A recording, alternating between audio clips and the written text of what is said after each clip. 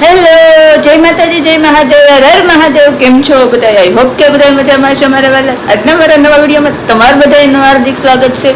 મહાદેવ બધાને ખુશ રાખે. અને મારું નામ છે જાગૃતિ. હું સુરતમાં રહું છું મારા વાલા.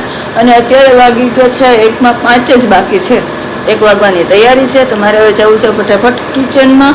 ફટાફટ મગનું શાક, રોટલી ને ભાત બનાવી નાખું. મગભાત ભાવતા હોય તો બપોરા કરવા આવી જાય છે મારા વાલા. મગભાત ભાવતા હોય તો પ્લીઝ વિડીયોને એક લાઇક કરી દેજો. ચેનલમાં ન હોય તો સબસ્ક્રાઈબ કરી દેજો. એક મસ્ત પ્યારી સી કમેન્ટ લખી દેજો મારા વાલા. કાંઈ નહીં, હાલો ફટાફટ કિચનમાં જાઓ, મગભાત ને રોટલી બનાવીને આવી જાઓ. ચોકલેટ બ્રાઉની મસ્ત ખાવાની મજા આવશે. અને આ મગભાત ને આમાં છે આપણી ગરમા ગરમ રોટલી. તો ચાલો બધા બપોરા કરવા મારા વાલા. અને જો ભાઈને ચા ને પરોઠા ખાવા આપી દીધું. એ તો અમારા રાજા શાહીન દીકરા છે, બેડ ઉપર બેઠા બેઠા જ ખાય. અને અમે ટીવી જોતા જોતા જ ખાઈ. તો ચાલો બધા જમવા. હા, હાલો બધા જમવા, બપોરા કરવા. આ તમારો ફેવરેટ શેક લાવ્યો છે. ચાલો આ તારો અમે છે તેણે ભાગ પાડ્યો છે એટલો. આમાં નાખું. જો આવી રીતે નખરા કરતા કરતા અમારા ઘરમાં પોતા લાગે. તમે કેવી રીતે લગાવો છો જરાક કમેન્ટ કરી દેજો ને. આજે થોડીક તબિયત બગડી ગઈ છે તો અવાજમાં ફેરફાર લાગે છે. જાડો થઈ ગયો જાડો થઈ ગયો છે, જાડો. જો મસ્તીને આપણે તૈયાર થઈ ગયા છીએ. પારસભાઈ એની ડ્યુટી ઉપર, બેન એની ડ્યુટી ઉપર. બેન હમણાં આવવાનો ટાઈમ થઈ ગયો છે, આવ્યું હતું જાહેર. અને આમ જો અહીંયા આપણે એટલા કપડાં હંકેલવાના છે. બધા કાલ ધોયા હતા તો થોડાક હંકેલ નાખ્યા છે ને બધા હંકેલવાના છે. તો આપણે ફટાફટ કપડાં હંકેલી નાખીએ.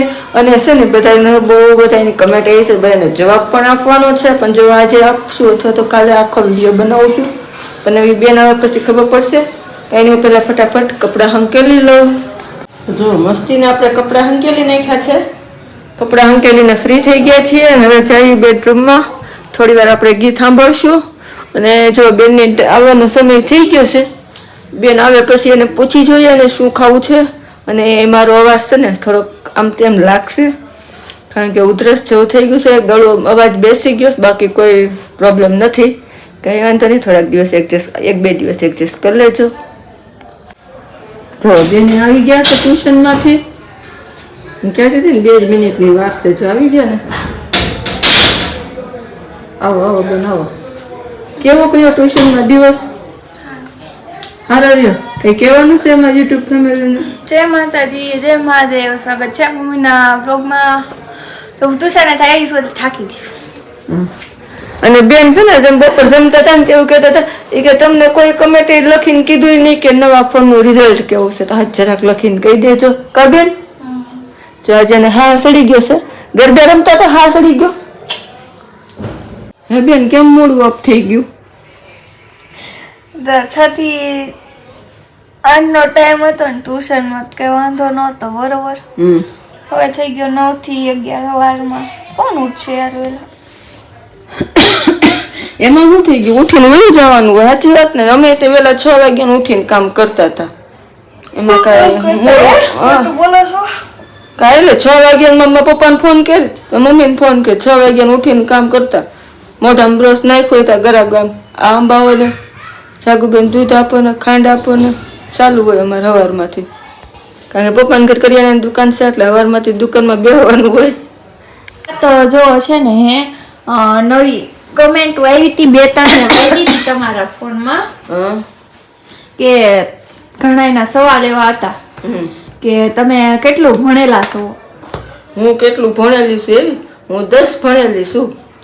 10 માં કેટલા ટકા આવ્યા હતા? 72. હાસુ કે હાસુ હાસુ હાસુ કે હાસુ જ છે. સાચું છે, સાચું. એમાં ડ્રોઈંગમાં તો નંબર 1.